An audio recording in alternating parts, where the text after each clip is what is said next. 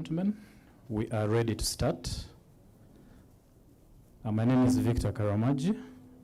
I'll host you this morning. You're very welcome to the 2021 NSSF Daily Monitor Career Expo. With us this morning is Richard Byarugaba, the Managing Director of NSSF.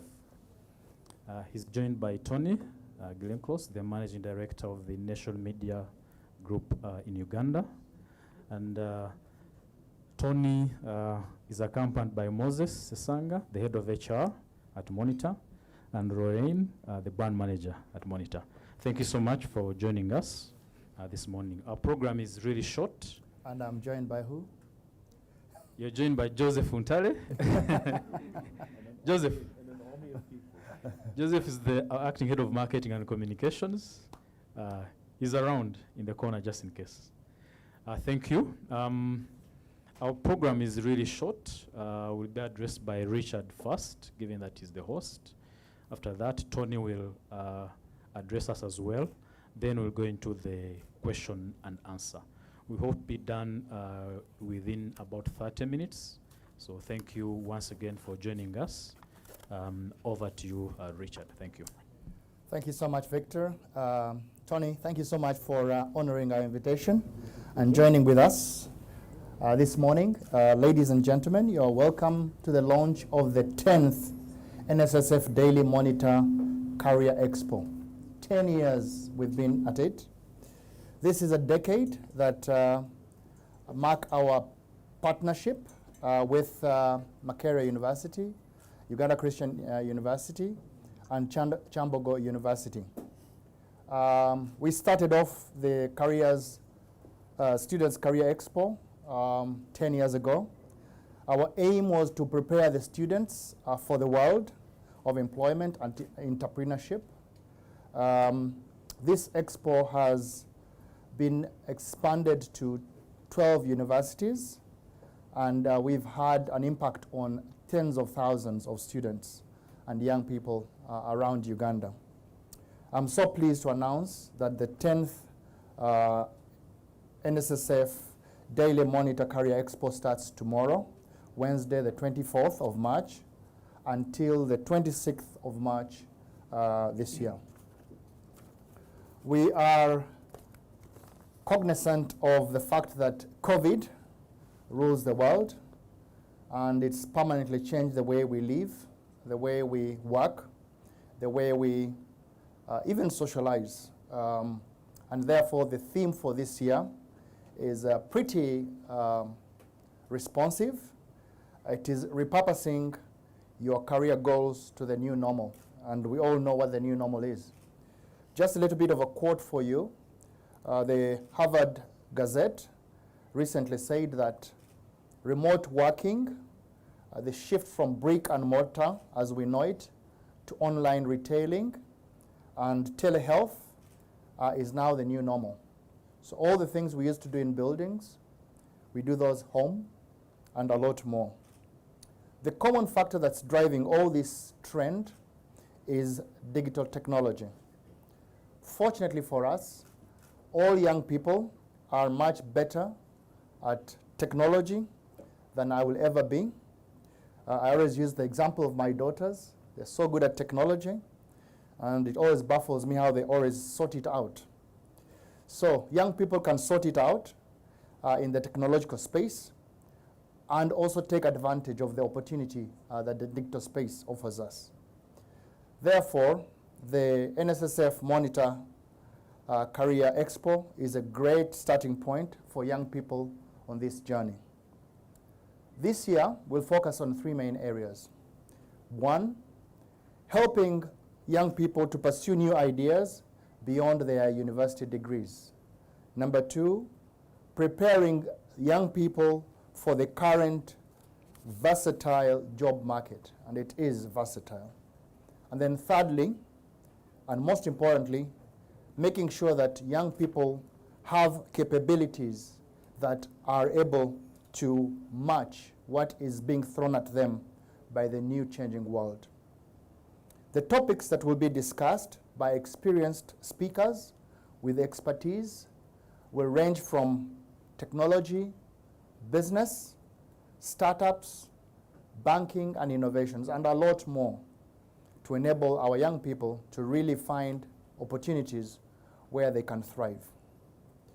Therefore, my appeal to you is if you're a young final year student, this event is a must attend.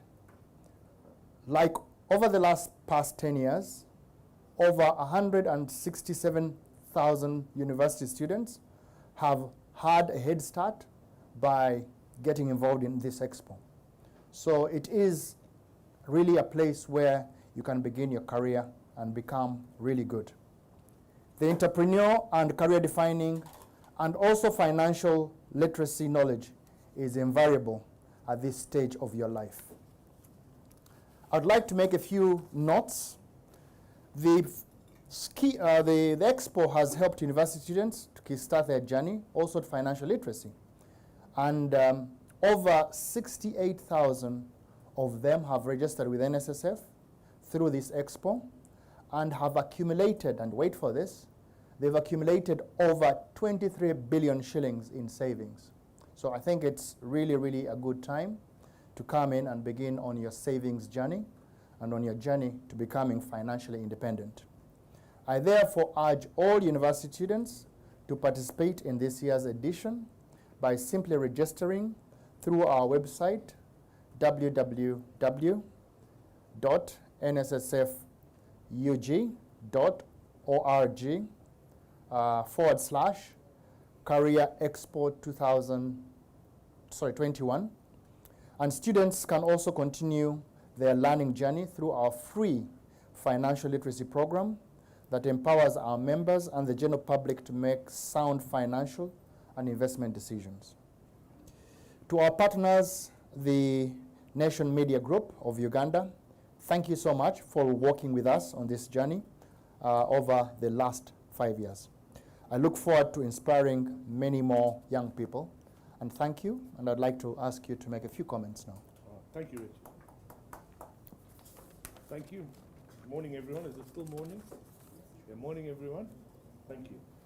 Richard, thank you. To NSSF, thank you. Ladies and gentlemen, you're most welcome. Today is a special day, and I must admit, I've been given conflicting numbers. Richard spoke about the 10th, and I was told this is our 7th we've been together. Yep. So it's obviously something that NSSF started, and we came on board. Yeah, we started it, and you guys came on board. I can't talk holding a microphone. So now you flustered me. Anyway, so this is 7th, and the difference with this one, as I've been involved with a lot of them, and I've travelled around the country, and we've been to different universities, but for the first time, this one is going to be a virtual operation. As Richard said, we're involved in a new normal. We're in a new way of life, and we're in a new situation, which is it's complicated, but it's we need to look for opportunities in those situations. So this will be it'll be the first ever virtual, and we're particularly proud of the heritage that we've built working with NSSF in terms of developing the leaders of tomorrow in terms of career advice and guidance, and particularly on the matter of, as Richard said, in terms of financial inclusion and financial knowledge. That's particularly important because we can choose the right career, but if we, at the end of the day, if we're not managing our money, you really are blustering there. Anyway, so this is an event that we are particularly committed to. And we will use all of our media to work with our students and to work with our leaders of the future in terms of the Monitor, in terms of television, in terms of our radio stations and our online platforms to build and expand this as much as possible. Richard was talking about an amount of 177,000 people that's lives have been impacted on. That's a significant amount, but now that it's virtual, we can take it even that much more. Yes. Before, you had to come to university and sit in a hall. Now you can do it from the comfort of your phone, in a taxi, at home, wherever you are. So the potential is there to expand this event into something quite significant this year. So we're proud to be a part of it. We want to be a part of it. I'm excited. I think we've lined up some good experts. We've lined up some good career advice. And I was thinking of a quote I heard. I think you mentioned it last year when we were at Tamboga University, that many of the careers that the youth of today will be doing in future haven't been, is the word invented yet? Yes. They haven't been started yet. And when you have a situation like what COVID has done, it's fast tracking it. I know as a media company, we're fast tracking change, and we're fast tracking how we interact with our audiences and changing the model. So it's an exciting time, although it's a scary time, particularly if guys in my category, you're all very young and you're, I think I'm on the older side, so I need to be that much more careful, hence the mask. And I wanted to close off with just saying thank you. We're proud to be a part of this. It's an exciting venture for us. But let's not forget that COVID is still with us. Yes. It's still with us. Yeah, I was reading some numbers this morning from the Nation newspaper that the third wave is into its full tilt in Nairobi. And if we look at past history, we were tracking Nairobi in terms of infection. So we need to be particularly aware. Wash our hands, wear masks, social distance, and take care. Thank you. So we'll take a couple of questions. Sharon, a couple of questions online. They can either mute or type their questions, and then we address them to Richard. We have a few media houses present, TV especially. They can't be online. There will be a picture, not a picture. So, if you have any questions, please. Yeah, they're saying they can't hear you. Take the microphone.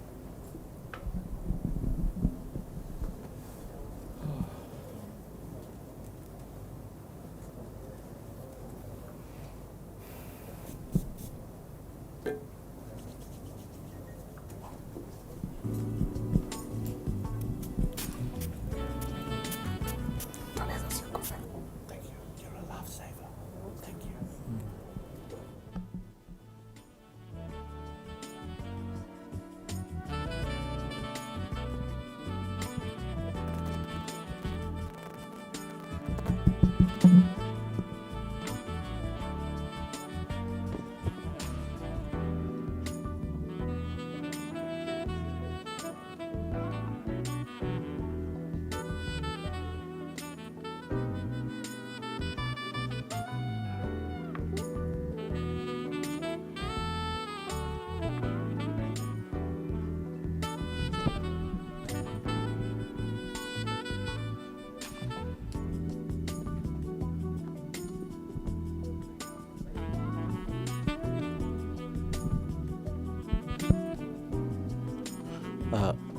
Thank you very much. I'm Stephen Otake from Daily Monitor.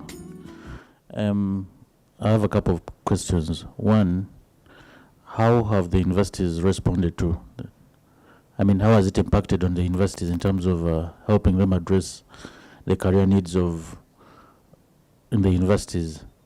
Then secondly, most of the advice that has been going out during these career expos probably kind of predicted what we're in now, the new normal. How are students, have you tried to assess how this has helped students to embed themselves in the current new normal? Thank you.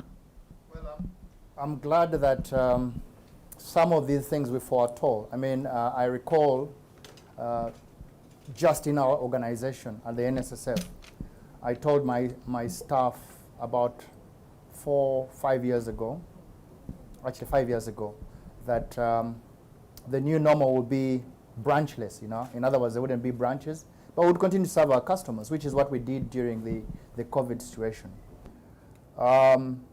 So back to the students, I think that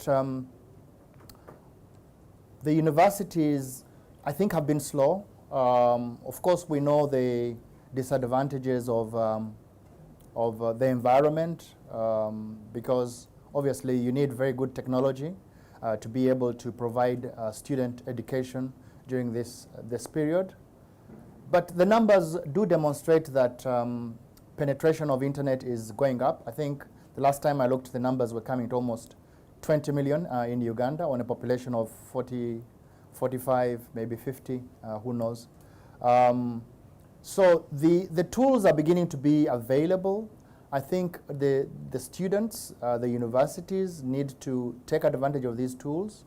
And I think that the people who really are making those decisions need to take these things into consideration, because life will never be the same again, I can tell you that.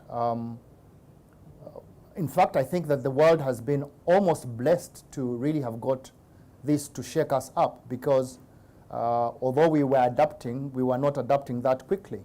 If you look at the Western world, I mean, if you look at all the business models that are very successful today, your Amazons, your Ubers, your Googles, they've all used data, they've all used the internet, they've all used algorithms to be able to advance.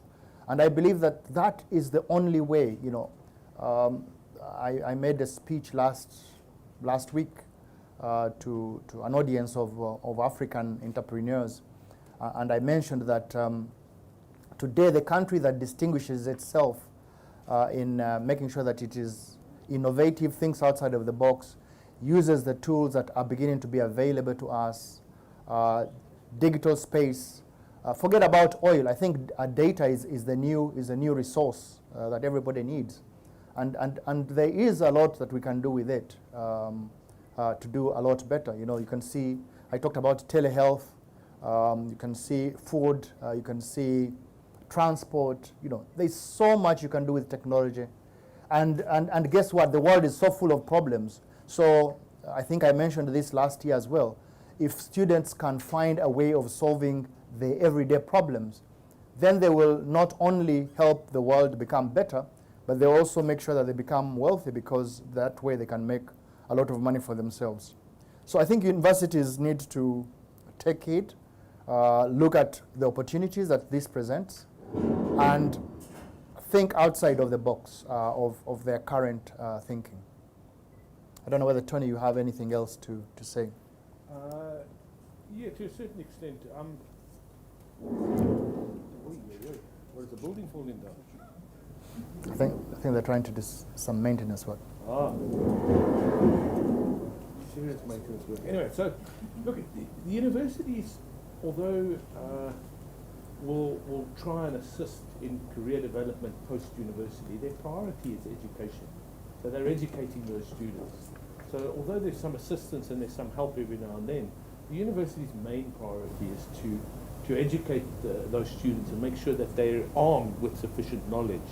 So that's where we come in terms of working with the university, so that we add to that education process. So it's not just go in, read books, go out, and then you're stuck in a career.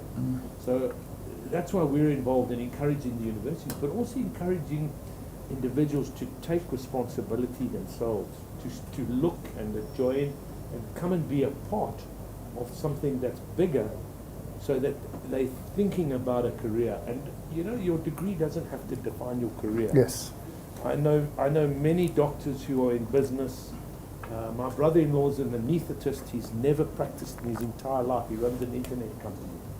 So your degree doesn't have to define your life. Your degree teaches you discipline, teaches you understanding and knowledge. It doesn't have to define your career. So your career definition is there to help you.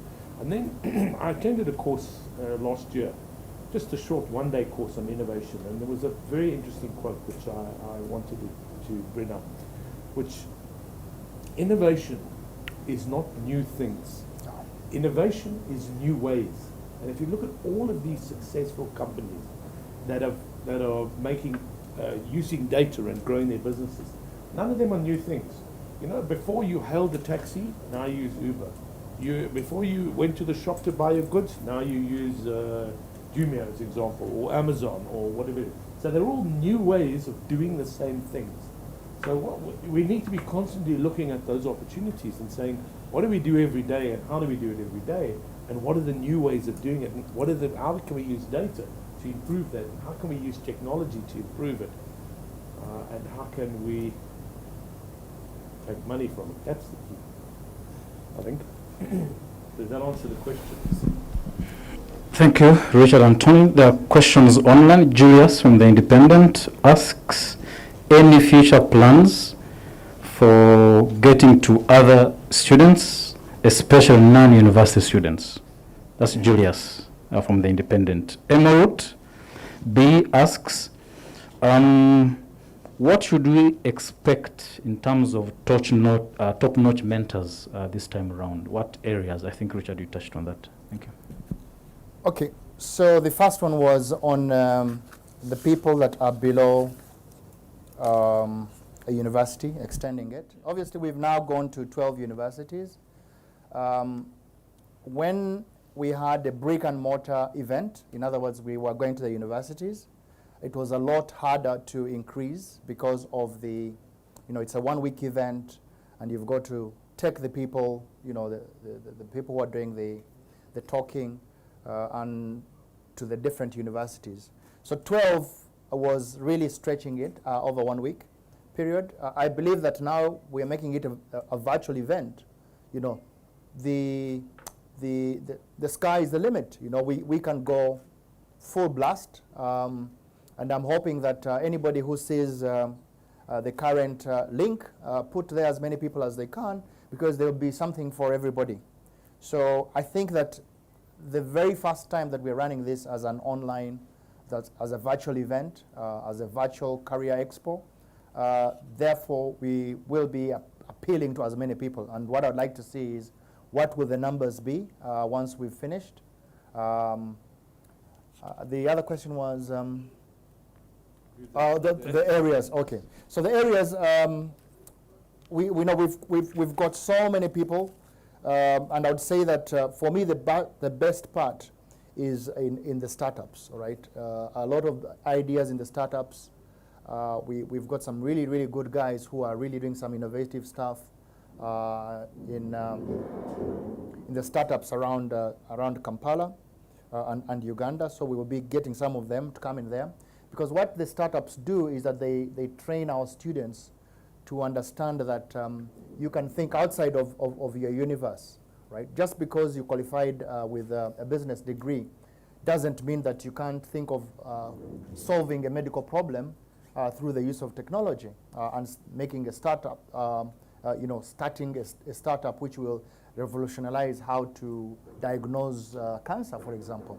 I always tell people that as CEO of the largest pension fund in East Africa, the thing that keeps me awake every single night is the one lady or the one guy who is 16, maybe 17, is in his mother's or father's house, and he comes up with an app that totally makes NSSF irrelevant.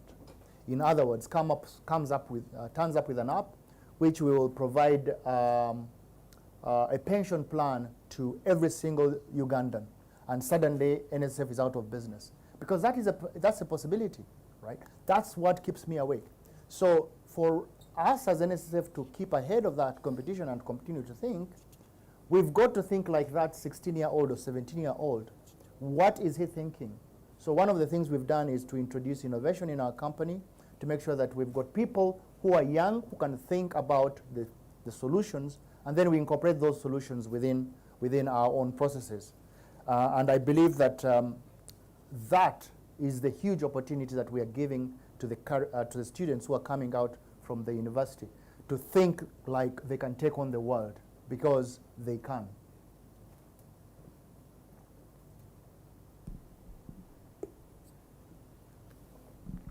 Thank you, Richard. I think this is an additional question from Julius the Independent, asking about how many students we hope to get to this year. Joseph, thank you. And Moses, if you may add something.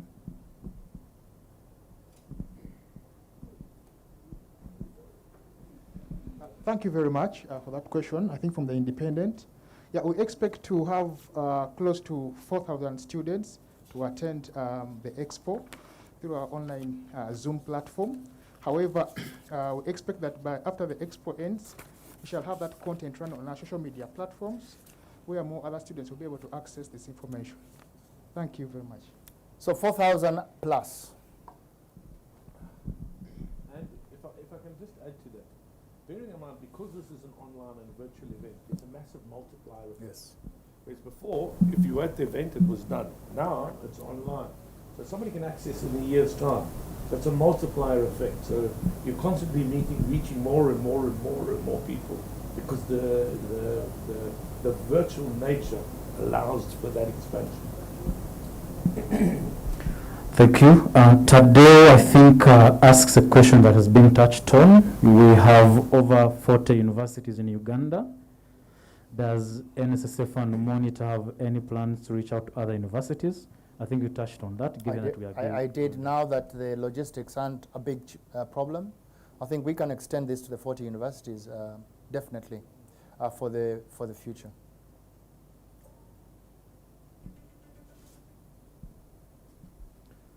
Thank you.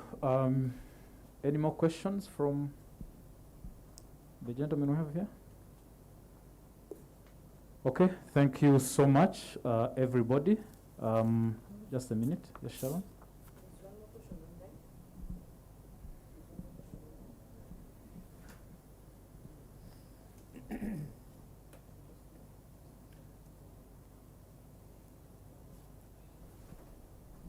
Yeah, it's a question from Emorut, but we touched on the areas that will be of focus this expo. So thank you so much, everybody. This comes to a close, and we hope to see you all at the NSF Daily Monitor Career Expo, starting tomorrow. Thank you so much. Got coffee. Was it nice?